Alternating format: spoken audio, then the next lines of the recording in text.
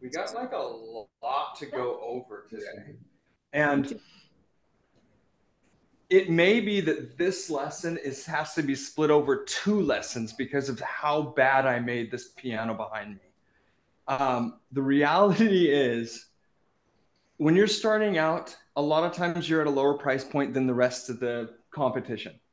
Because of that, you're usually getting really bad pianos that have not been taken care of. They're free. They just got something for free, and now they're going to go and find the cheapest tuner they can find, and you're going to come to something like this.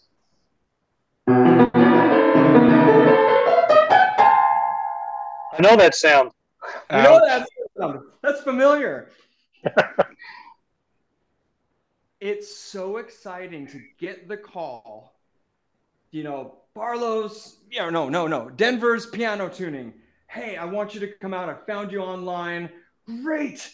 I'm grabbing my hammer right now. I can be there in an hour. And you're so jazzed. You're so ready to go. And you show up to this. And this happens all the time. And then it's kind of this panic. What do I do? What do I do? Because you can't even figure out where to start. So I thought this would be a good place to start. Let's start with something this bad.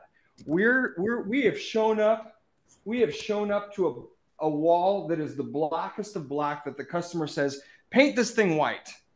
And we're going to take a first step into painting this thing white. And we're going to use something.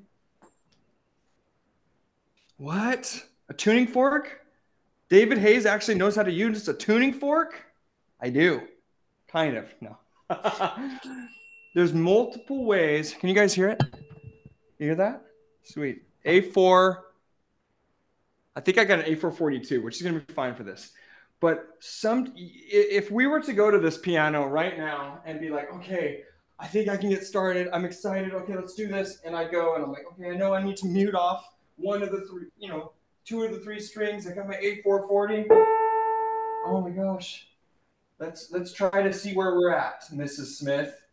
And it's not even in the register. It has no idea what to do. It has no idea what to do. And so in these situations, you have to know what to do. When you're using a tuning fork, there's several ways to use it in this scenario. So what I'm going to be showing you is you get to the panel like this. The first steps you do is you take your tuning fork, and you have a couple ways you can do it. Obviously, you're going to do that. I can't lift my knee that high. But you're going to, do the whole strike on your knee. Don't hit it on the piano. Don't be one of those techs. I've seen that where they kind of go on the backside. Don't do it. Hit it on your knee. You have a couple things to do. You can go ahead and stick it on the key like that self right there. You can kind of do one of these numbers where you're like, like this. This is what I do sometimes. I do it. I'm serious. This is a legit way of doing it. It's weird because it's really weird that I just put this in my mouth because this is a shared shop. And I just realized that as soon as I got done putting it out in my mouth. You do it that way, but I'm going to show you a little trick that I like to do, and it's this. Doing the knee hit.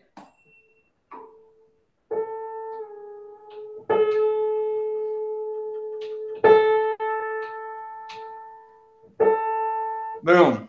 I was able to hear it, get my ear close enough to it while I'm going for it and just get it set right on.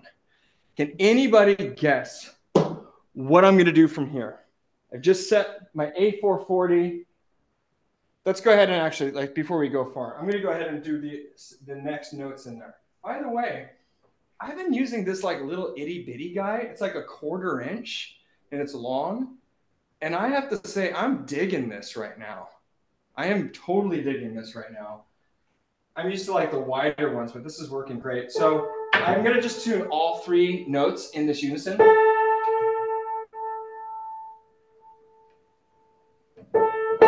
Just getting it close enough.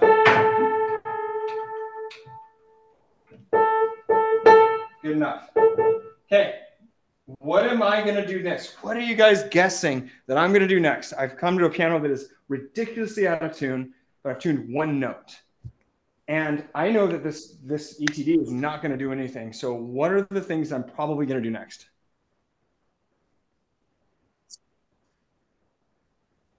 Either tune a fourth or a fifth or tune an octave.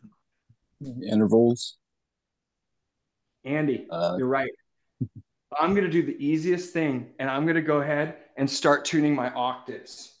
I'm going to go right here, putting the single note, and I'm just going to start, because I know this.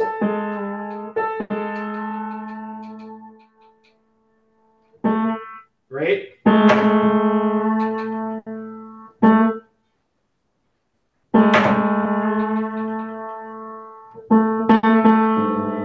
I'm going to keep going. Because I'm like, okay. Well, make sure I'm on the right notes. I'm not.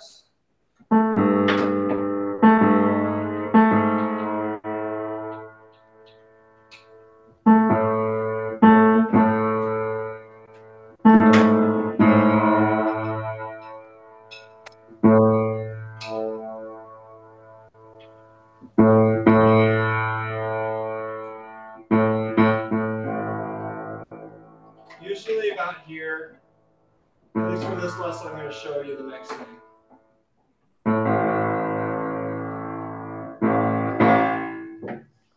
So you're just getting them close to your in really a pretty quick amount of time is I've at least gotten all the way up to really the single note bass. And from there, I can do something that's really simple. And again, these are steps that you can take to kind of just calm your, like, get your blood pressure down. It's like, because when I mean, you're right here. Oh my gosh, where do I start? This is a way to kind of get everything moving into the direction you want it to go. But right now, I know that I've done this note and it's close to ish. So what I'm going to do is simply go down the scale, and first and foremost, I'm going to match. Boop. I'm going to go ahead and match my A sharp.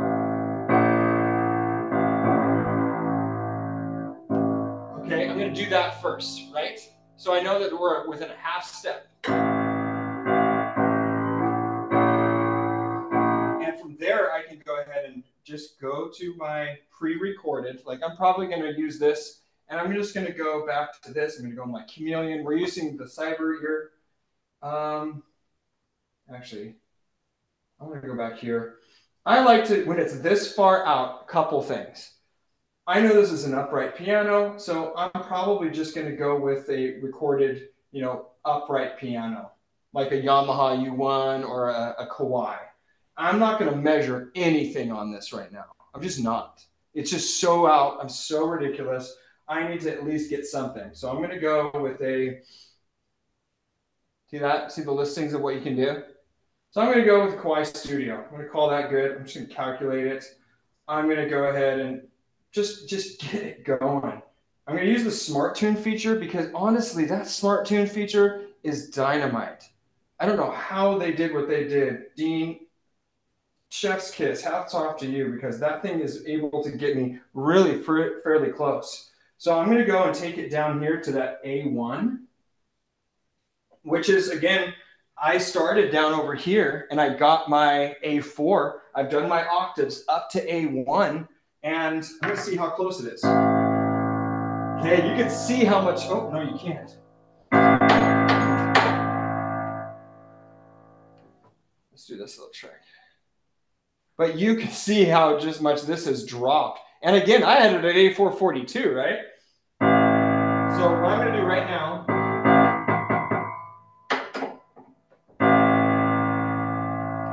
just bring it up to somewhat close. And then I already made this one close-ish.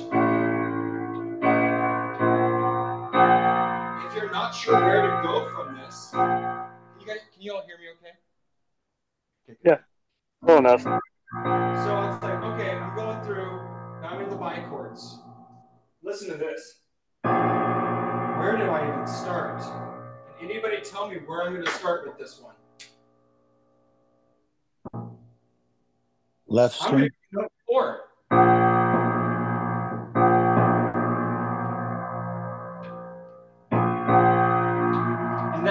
go and move it up to where I see it register.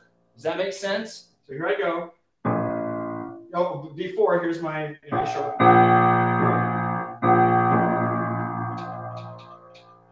Great, I've made those two pure. I've brought this one out to at least that point. And now I'm going to go and just half step it above.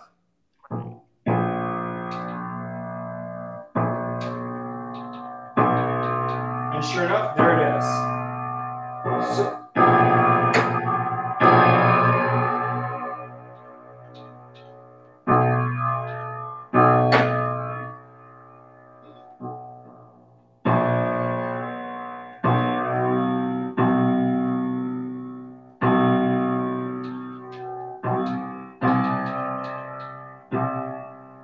just so you know, technique kind of goes out the window when this, because you're cranking it all over the place. But I am still using that jerky technique.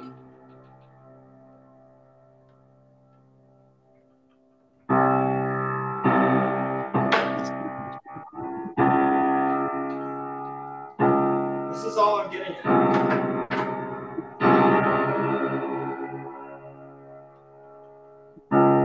But what I'm going to do now is actually move the camera a little bit in a different spot, if you guys would like, and I'll just kind of push through and see kind of that rhythm and how that looks. Questions up to this point, though, so far? Does the Smart Tune, is it basically setting a harmonicity for that piano with the overpull function and all that? Or is it just tuning it? It's saying, hey, go in that direction. That's all I care about. Just go in that direction. This first pass, I just want to get it done with it and have it be able to be close enough to register. And so from here, my next coat, my next layer of paint is going to be actually measuring the piano and doing a full-on measuring with the ETD. That's the next step. So this is a good example of something that's going to take at least 3 or 4 steps to get to where we want to be. After I'm kind of done showing you and I'm really nice and sweaty, I'm going to go ahead and move it back to this 4K cam, which will be great. And I'll explain to you kind of some precursors on what you need to talk about to the customer. But I at least wanted to show you some of the nuts and bolts on how I do something that's this bad. This is, Andy, this is already overpulling it for me to a point using the smart feature. Yeah, this thing is ridiculously smooth. So it is already doing it. I can see it close to the device. Maybe what I'm going to do, would you guys rather see the close-up of the device, or would you rather see posture technique? Or maybe both. Maybe we could do some of both. A little bit of both. I'm interested in how the thing works because that's part of the reason I didn't buy it yet. Okay, we're going to do this, and then I'm going to go, I do that. See if I can get a good image. So that way you can kind of see what we're going for. I'm going to go closer in. I can go closer. Why not? Why not? I'll do this. Yeah, because again, once you learn how to do this quickly and efficiently, it just breaks down that real major fear barrier that just seems to happen when you come to a piano like this, and that's normal. This is one that when I ran into, especially early on, I was just like, good grief, what do I even do from here? You know? All right. There we go. So I'm going to try to kind of lean in, but I'm going to just go for it. If you have a question or if you have things that come up, Stacy, just yell. Just yell. Say, David, stop.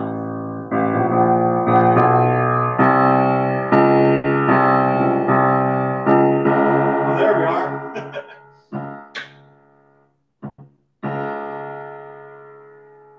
See, I need to make sure it's in the shot. Okay.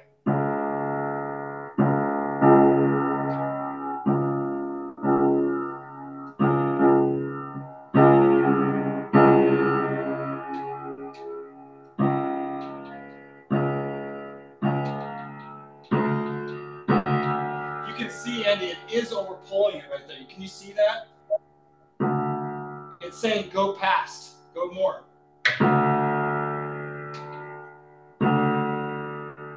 It's because the way it works is that little line you see on the left-hand side of that circle is pure. So this black mass is to the left or right of pure. So it's saying go sharp, get it in that circle.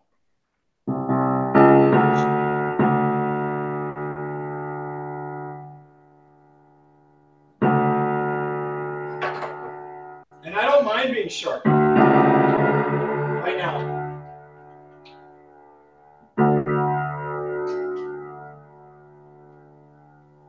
Let's see if I can You want the total eclipse. Say again? You want the total eclipse, totality in the black.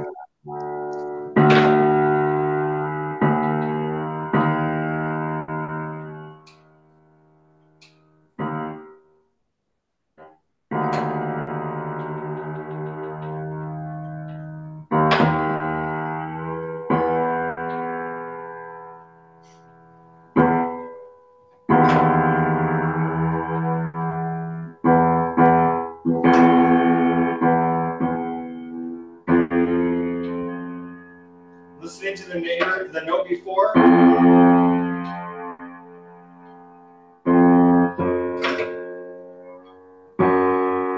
Just going a half step above, quick and easy.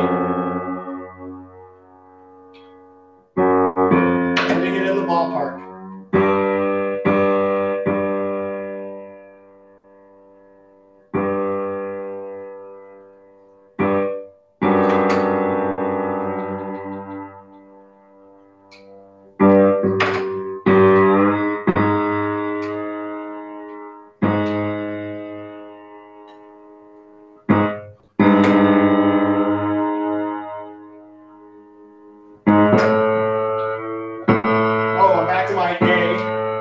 Very flat in comparison to the others.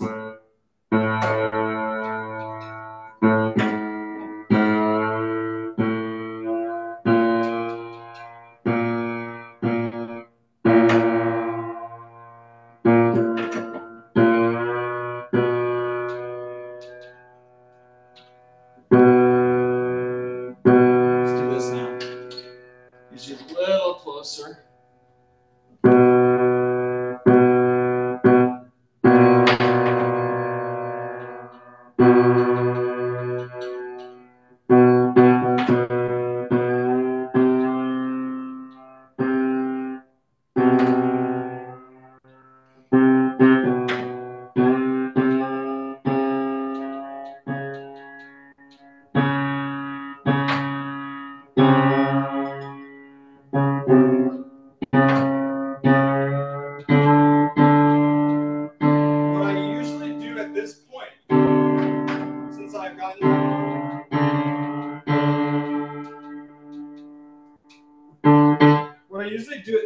Since I've gotten this whole bass tuned up pretty quick now, is I usually will then, because I stopped right here, yeah? I stopped at A1. So I'm going to listen to it, and I'm just going to go like down now. I'm just going to go down to the basic notes. So that sounds good? Just going octaves down now.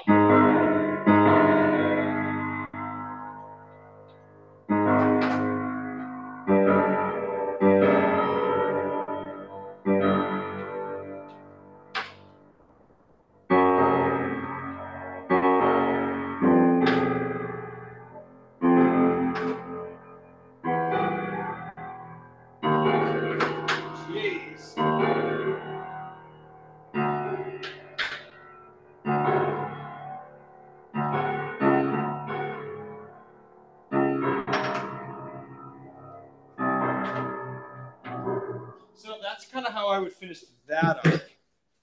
Questions so far with that as I get a drink. They want to know where you got your phone clamp. Is that your magnetic one? Is that a different one? The one that we couldn't find? No, Is it a different one? The one we bought from Glenicke, I think. Yeah, that one, yes. I can send the link for that one. I know where that is. So now we're going to be moving off into the trichords. Same process. So maybe, again, I know what the note before sounds like, which is flatter. So if I go up to at least that note, I'm not afraid of really breaking strings, but I'm going to go to that point and then go half step or further, and I could just kind of feel that in my body, what that needs to be. And sure enough, then it shows up on the register. I know where I need to be, and that's it. I'm just trying to think of. David, I have a question. Yeah. I don't know if you already spoke about this because I joined late, but is there any relation to how fast you're pulling and strings popping? Because I feel like every time I do a pitch raise like this, strings pop, but I'm doing very slow clicking up to the pitch. I see you're going really fast. Do you think that helps prevent popping? Yeah, if you notice, maybe it's like one of those like like super slow-mo 4K cameras, like my initial movement is always a click down usually, unless it's something like this where I know it's a newer piano, or just naturally doing a quick turn down. So like, yeah, you can kind of see me. So let's say I'm here. My posture, my technique is let's just do this. Is it quick? You're not really able to see it. You gotta see it. Oh, if only we had in-person retreats to show people this in person. There we go. Okay. I think this is a good angle. Maybe I'll do this one at this angle so you can kind of get a gist. And I'll pretend that this is an older piano, and that I have to be more careful with this. So I'm going to move this to here so you can kind of get a view of that. You all can see that okay and hear it? Good. Okay, so again, the same thing. Yeah, again, right there. My first thing was down.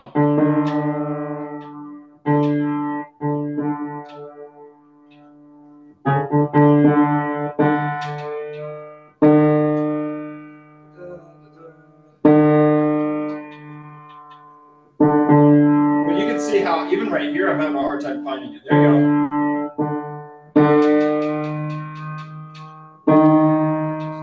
So this is about the rhythm I have. Yeah, it's initially that first push.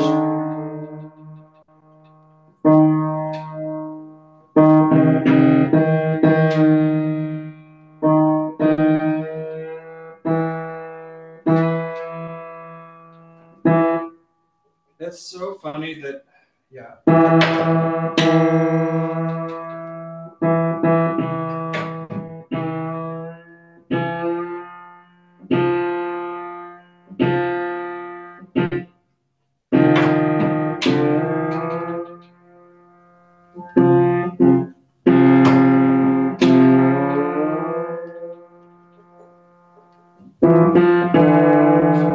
Just get a load of that. Those notes are.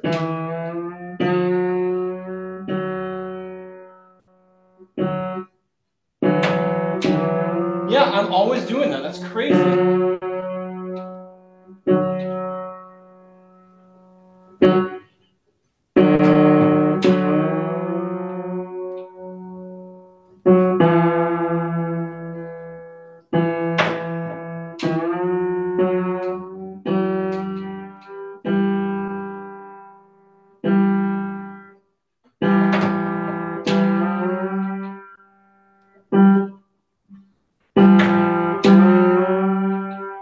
You may be thinking, David, that's still pretty far flat. And I'm like, I don't care. Let's get to the end of this. See what we're going with.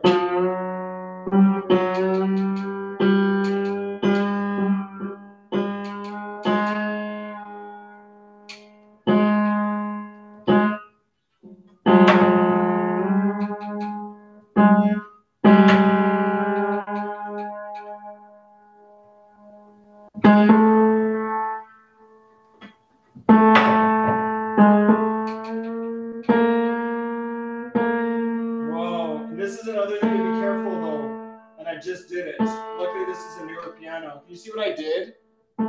I went and I used that same technique of just going for it, thinking that this note right here was going to be the same as the others, but it wasn't. It was the A note that I had already tuned.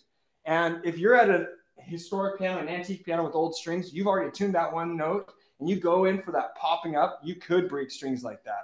So just be aware of your A's as you go.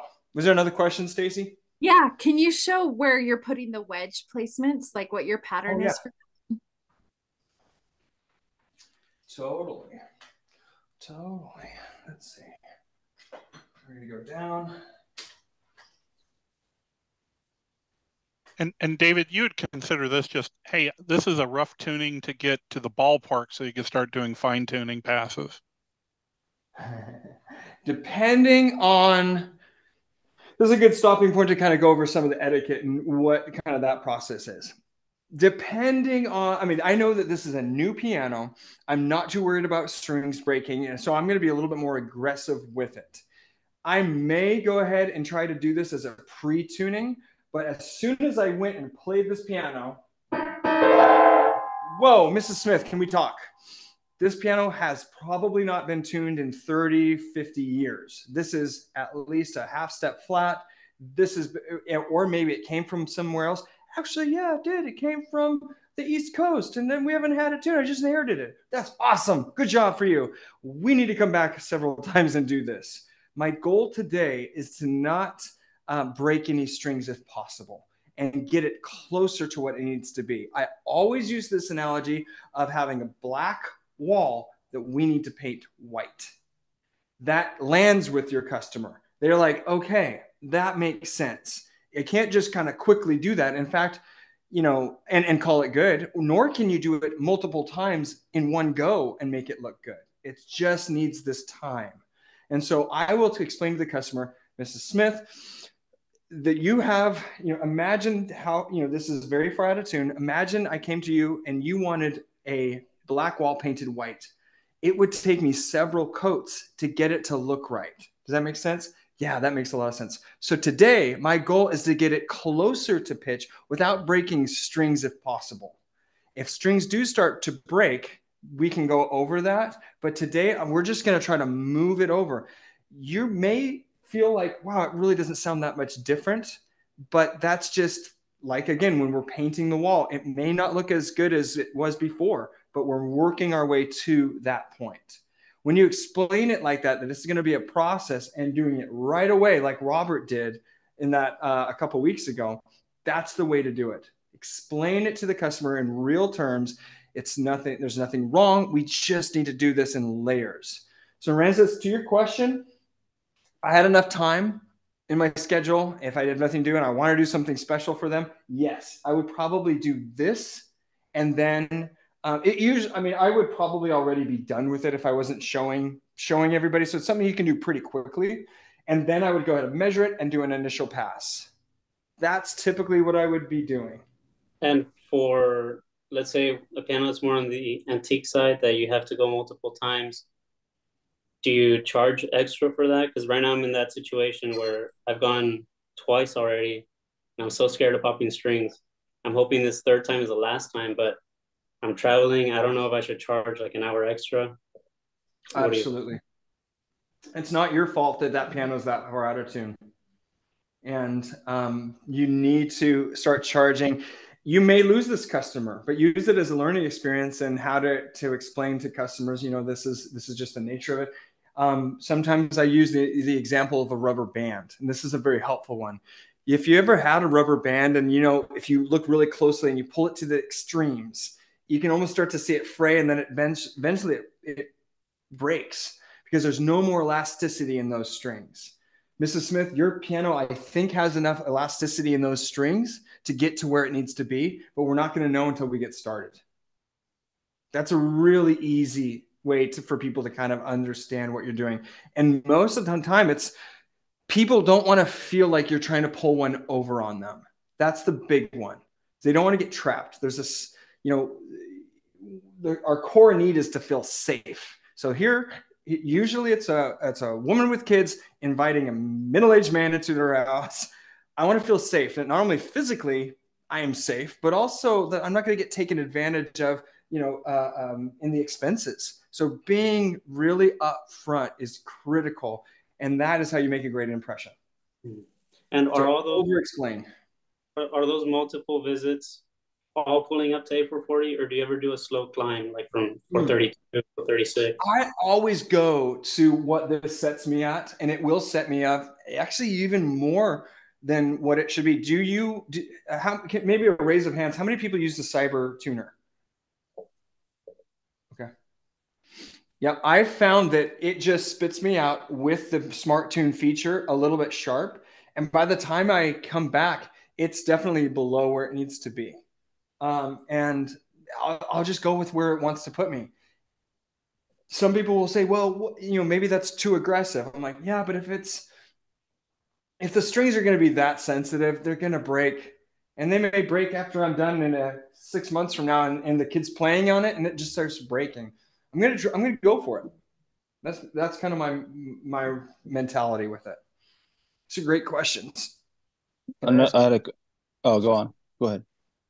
I'm just stretching, brother. I just had a quick question. I tuned a piano it's probably like a 30-plus-year-old Yamaha today, just a little upright, and it was just I don't know that if it's ever been tuned. I mean, it was so bad. And so, I mean, some notes were like way over a half step, but then the majority were like -40, -50. So I've never done a pitch raise yet. And so all I did was I put it all at -40 today and made it sound really nice. Cause first of all, I don't know what I'm doing quite yet. Yep. But I said, hey, my next tuning, I think I can just bring it all the way up for you. And but that's what I wanted to ask, like how far can you raise it at one time? Does it really matter with a piano that's as new as that? Oh, I get text messages from our technicians sometimes being like, dude, I just got to this piano. It was 100 cents flat. It's a 120-year-old piano and nothing broke. And I brought it all the way up to A440. Wow. Okay. And I'm like, sick. Yes, that's perfect. I mean, you're basically tuning right now, Andy, the same piano. I mean, this is a P22 Yamaha. You said it's within 30 years old? Yeah, it looked just like that one. Yep. Yeah, you should have no problem, because a lot of times if you think about it, people, I know it's this weird chicken and the egg, but a lot of times because people haven't been tuning the piano, they haven't been stretching that rubber band too much. That is the string. So when we come to tune it, a lot of times it's just, it has plenty of slack in that, plenty of elasticity in those strings because they've never been tuned. So a lot of times we're able to come in and do a great job and no issues. I would say keep I didn't know this is how I tune until I had to show somebody how to tune. So this was years ago. I didn't know that I break it down every time. I just know that I don't break a lot of strings and that I'm pretty quick about it. And my tunings seem to last. That's it. So I don't want to be like, hey, this is the way you have to do it. I'm just saying this is my experience with it. I've tuned a lot of pianos and it is the same technique every time. And so I would just kind of keep your eye out as I tune and just kind of see that flow. Because it's just this like flow with it. I don't know. You get into like the rhythm of it. That makes sense? And keep on tuning. I need to stretch my back out. I don't know why. It's harder because I'm like, okay, I have to get the shot. I have to not move. When you schedule on the phone, I would say when you schedule on the phone, prep them too. Prep the customer. Like do you know when the last time the tuning was? And you can even give that paint analogy there. Like if they're like, gosh, it's been years, and I'm like, hey, it's possible it could be pretty behind in tunings. And so I'm going to give you a little extra time for the tuning. And then, so that way when I'm quoting it, I give them that like prep. So they're not like shocked when they get there. Cause I don't want my text going there with the customer expecting this price. And then, so it's really helpful when I say they'll know when they get there how out of tune it is. But if it's really out of tune, I did give them extra time and it would be this, you know. So I think that that has helped. I find that helps with the customers a lot too, just to prep it that way from the beginning on the phone. In your And as basic, I walk into that situation with somebody who's already been told that, it's so they'll usually finish your sentence. Oh yeah, I already know. I remember when you told me that on the phone, or yes, I talked to the admin. Yep, I'm all good for that. And it's like, oh, thank God. I don't even worry about is a pitch raise included in one of your standard packages that you like advertise, or no, we never even use the word pitch raise on our website. so then how do you factor it? So like when they're like booking and they see signature tuning or signature this, and then you get there and you realize you have to do a pitch raise, does that fit into one of those, or are you upcharging at that point? I will walk you through it. Sandy will be the Sandy. Stacy will be the customer. Hey, Stacy, I know we came here to do a tuning. Fortunately, the piano is really far out of tune. And what we need to do today is try to get it closer to tune and as close as we can get it without breaking strings. From there, if we get it to where it needs to be, we'll need to set up a follow-up appointment, another tuning. Now, keep in mind that this is at a discounted rate if you do it within a month.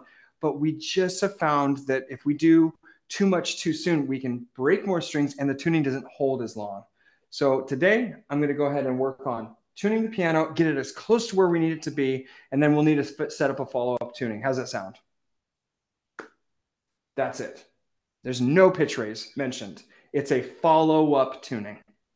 So then for that first tuning, they're just going to pay whatever the tuning they booked that day. Yeah. And I'm going to tell them afterwards, Stacy, great news. We were able to bring it up to pitch. It's going to settle, but I didn't break any strings. Nothing like that happened. And now it's like the hope wasn't that they're going to have an in-tune piano. The hope was that it's going to be a salvageable piano that doesn't have any broken strings. And we did it. I just had one thing. Yes.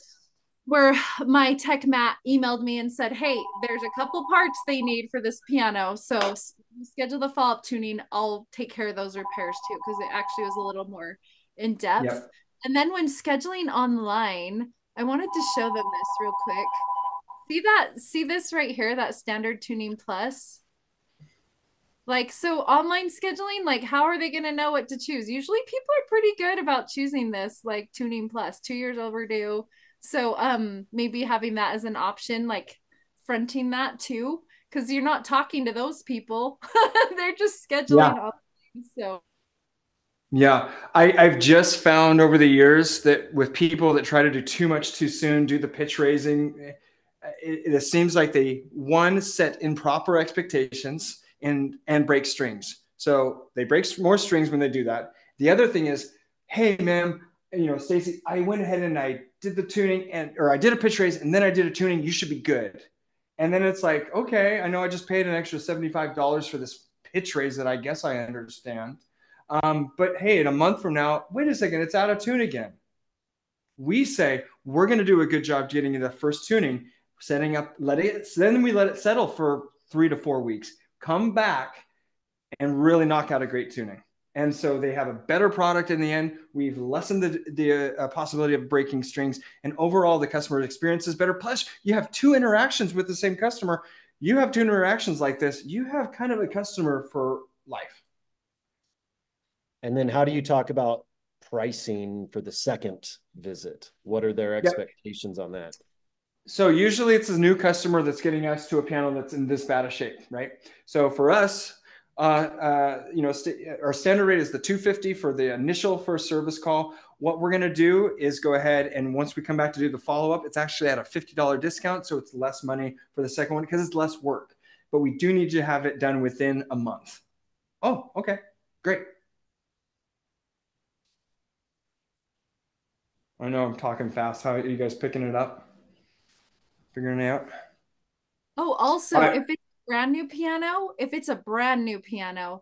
it's going to need 3 or 4 tunings that first year too. If they're like, I just bought this brand new, and when did you buy it, Mrs. Smith? Like 2 months ago. It's good to let them know, just from the piano store side. Piano stores, they never tell the customer that. They just are so excited to sell the piano. They don't ever Yes. tell, they don't prep the customer for this. So it's your job to educate them that these strings are new and they're not going to be stable for like they need like 4 tunings.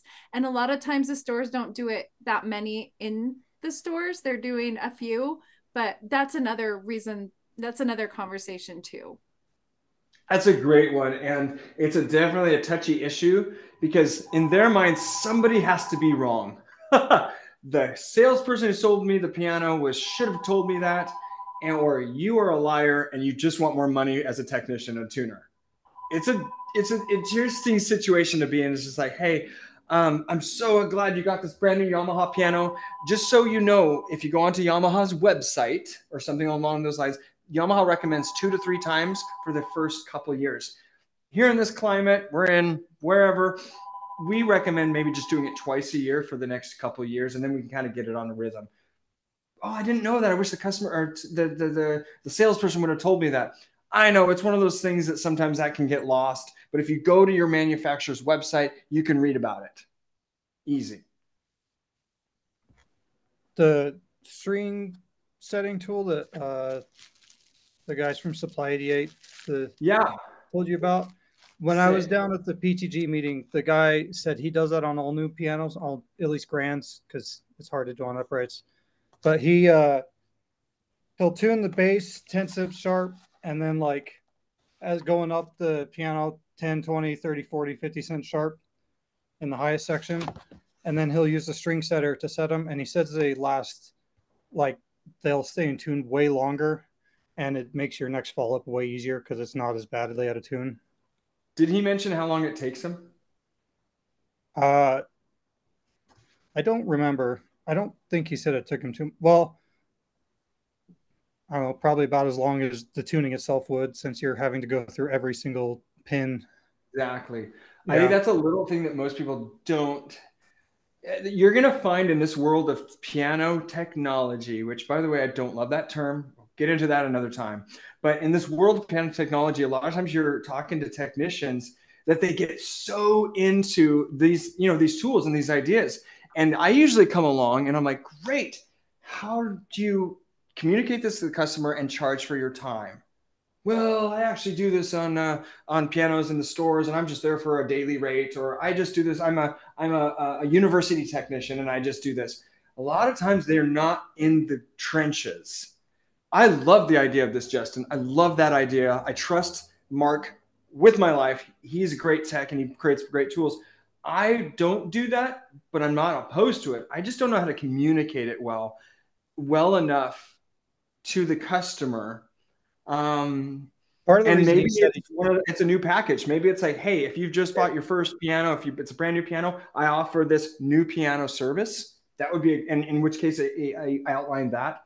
That would be my way to go. I've just never done a lot of that. Yeah, one of his examples too was he's like, sometimes I have to drive like 120 miles, and I don't want to do that twice. So get the piano as close as I can on the first try, basically.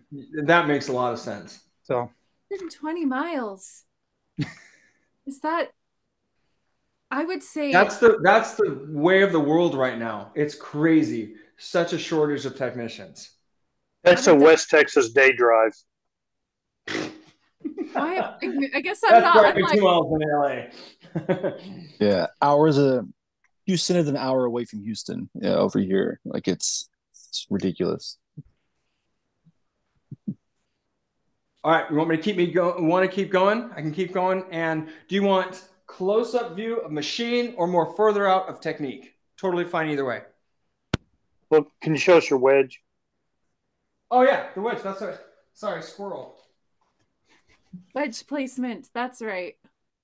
Thanks for reminding. Oh yeah, I'm gonna do this. All right. And where'd you get that skinny little wedge? That would work great in the upper register. Adorable. I think. Yeah. Got that from Howard Piano Industries. One of my techs wanted another felt mute, and I was like, oh yeah. And then I showed him the picture, and he's like, that's perfect. But I didn't. Neither here. I looked at how tiny it was till it came, and he's like, "This is."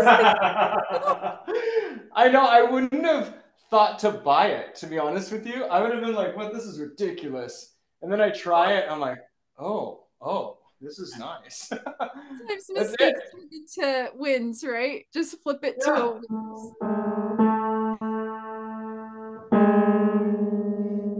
That's so bad. So you see that? So I'm going tuning the far left string. Let's go a little bit. Yeah, let's do this.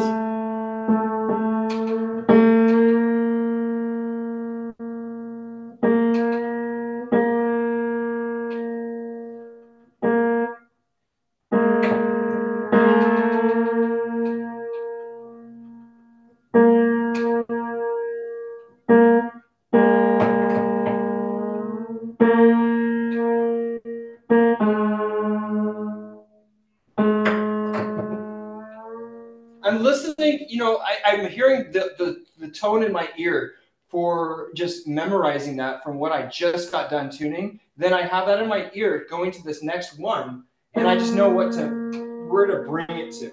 So you get used to kind of doing that. It just makes the job go so much faster.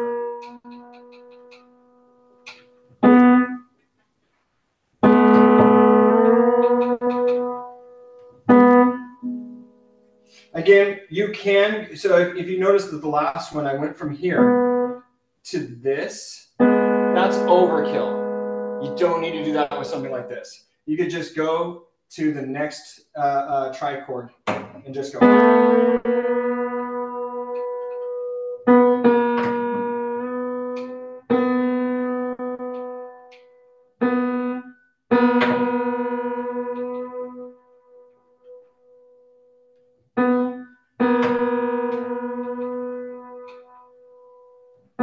So I know it sounds like this, and I'm gonna go into this one. That's how I do it. It kind of is in my ear. I'm going to the next one.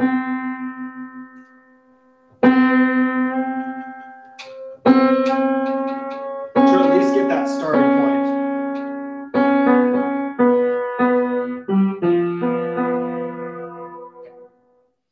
And so just keep in mind as you go. I got lost track all of a sudden. There we go. Sometimes you need to take that pause and go back.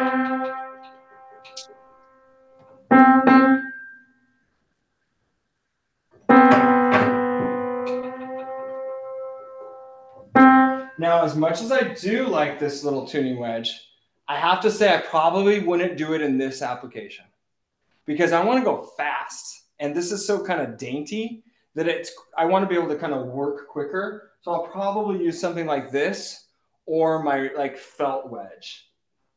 And, if this was a kind of a real case scenario. So I want to be able to quickly go in.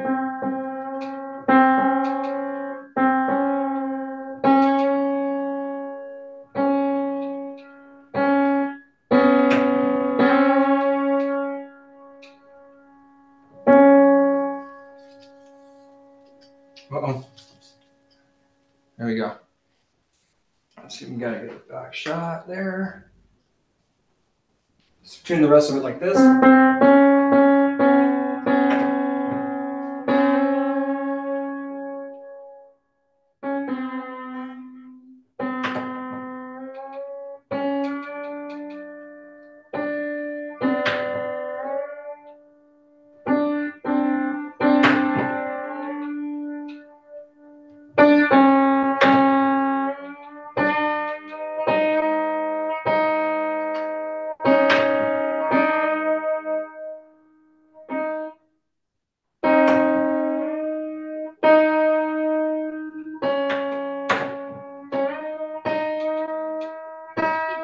Question for you.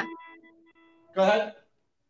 No, okay, we're noticing you adjusted a few times a cyber tuner to pick up the right pitch. Yep. Was that your phone mic or the app? Or the piano being so bad. Yeah. Yeah.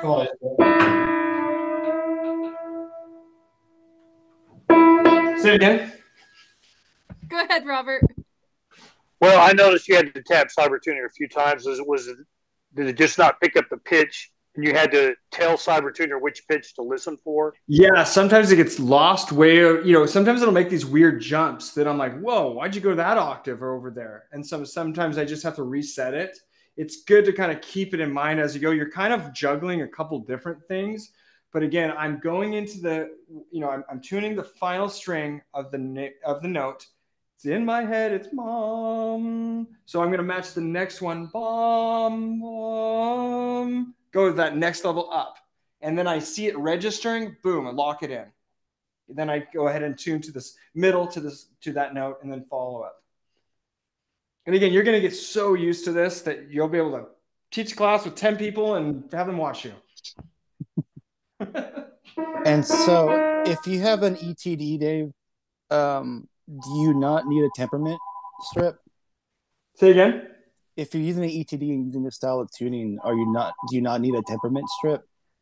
To be honest, Johnny, I didn't even carry a temperament strip in my tuning kit. Sorry. That's the truth. I mean, I never see them when I see tuners or on videos. I follow several people on social media, and I never see a temperament strip. So yeah, that's I'm curious.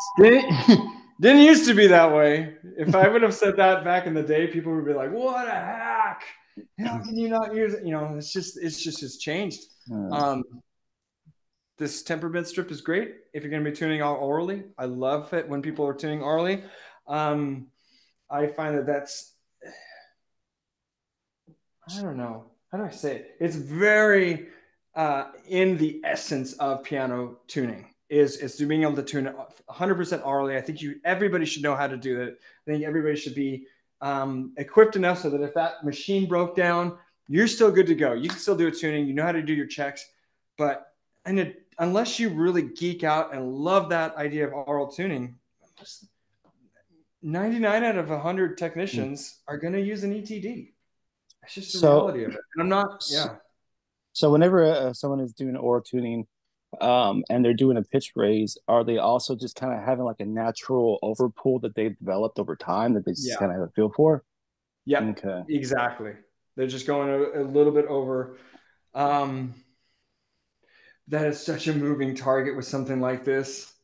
It's so, because as you can see, as I'm tuning the far left string to the device, I bring it up, I sit on the device. By the time I'm on the far right string, it's wanting me to go 10 cents below what I know it needs to be in just that amount of time. Imagine doing it 100% orally. It is a bear. It is a bear to do. And if you're probably not going to get to the highest register today, but can you just show where you're going to put that mute on the highest register, like placement, really quick? What time is it? You got about 5 minutes. I got 5 minutes. Are you serious? Oh my gosh. Okay. Yes. Because at the highest part, you're using a PAPS mute, right, David? Correct. Yeah, I'm going to be using this guy. And so what I'm going to do is I'm going to switch over to it, and I'm going to do some tuning like that, okay? Let's do this.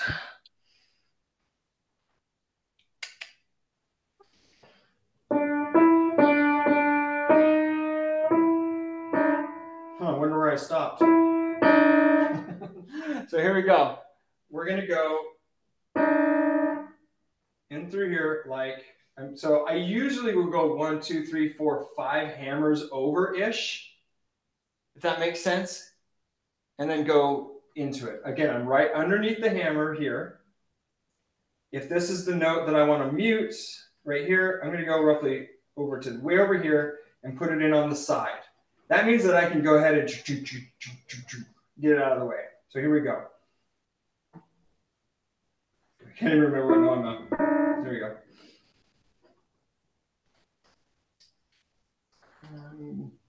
I'm trying to get a better shot. Just bear with me. I want to be able to show you this because you're right. That is a good thing to kind of, okay.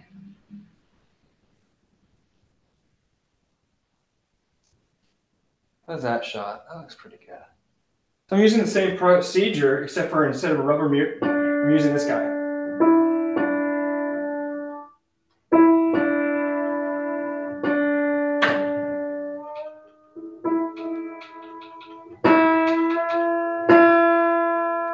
Again, this is a scenario where it was not reading it at all. So I'm going to go back over here. I know this is an F.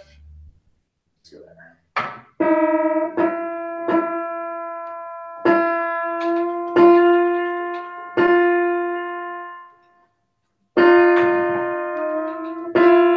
Can't see it, can you? We go up higher. We're going to be investing in some more toys, y'all, that we can really get some good angles. Because why not? It's just money.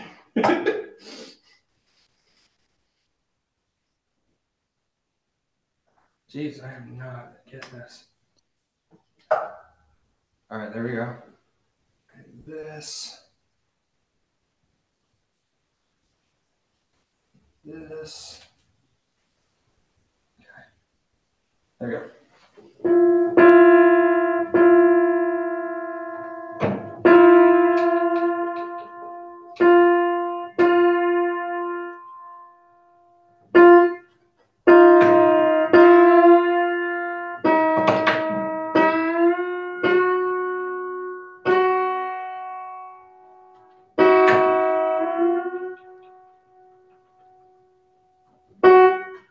See how easy that is?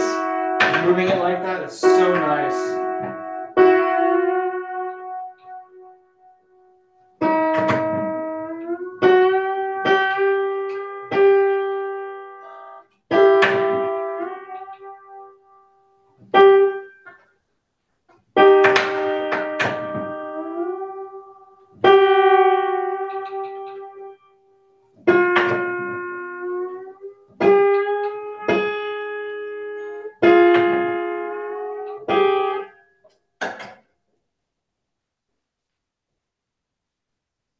So tomorrow, we're going to have to decide together.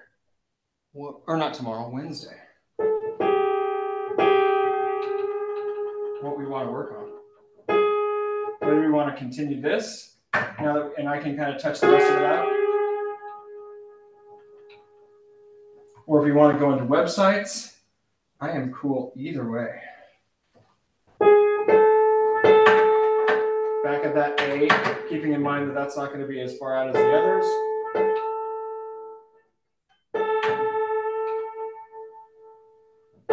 So you remember where it sounded like when I played at first. I'm going to go through this really quick so you can hear what I will leave this piano as.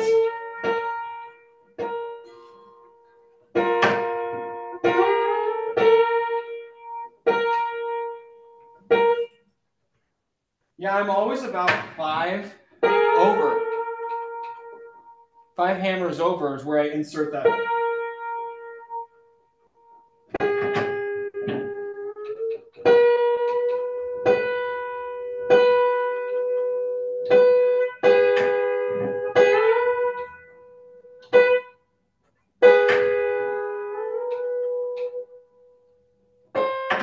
G.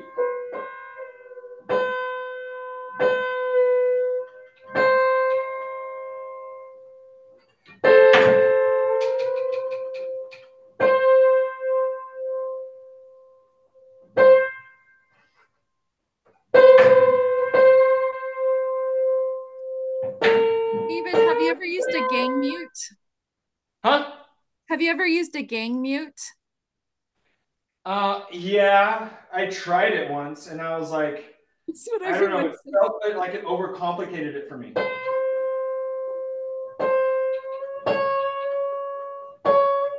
I don't know why, it just, I could never get anything as fast as this.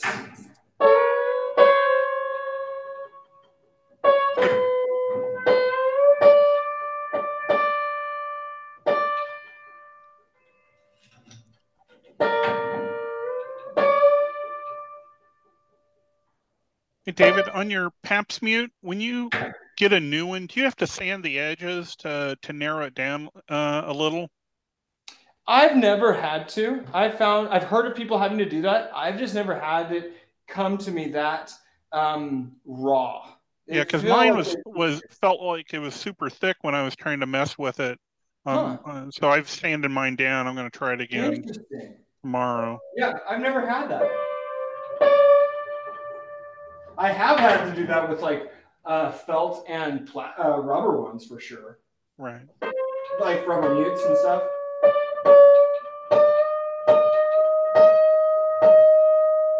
So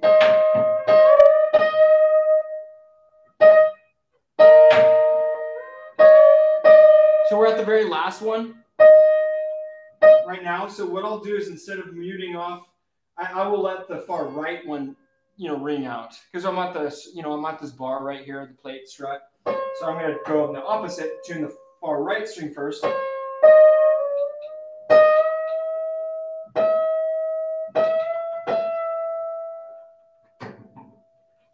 And we're going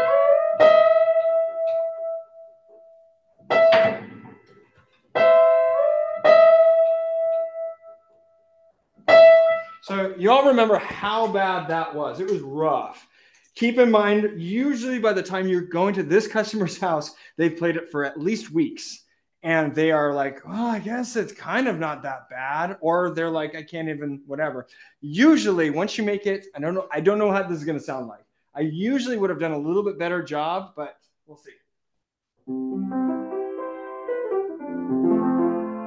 They're usually like, oh, it's beautiful. I hear it. It's a piano. I can play it. They can do something with it because the rest of it sounds like this. Ta-da! That'll be $200. But the reality is we as technicians in our heads are very critical. And we're like, it should be this. Most of your customers are not going to have that same feeling. And so this will be a great start to painting that black wall white. We've done a first coat. We've reiterated it. Hey, guess what, Mrs. Smith? We didn't break any strings, and we're very close to now where it needs to be. I'm going to come back next month, and we're going to do another round of tuning. Perfect. Another analogy I just thought of as I'm talking is when you do back adjustments. A lot of times they don't do everything right away. It's like, we're going to do another adjustment. We're going to get it to where it needs to go. I don't know. What do you guys want to do on Wednesday? You want to do websites? A few more questions on this. Let's do some more of this. I'd like to do a little more. Yeah, kind of close that out for sure.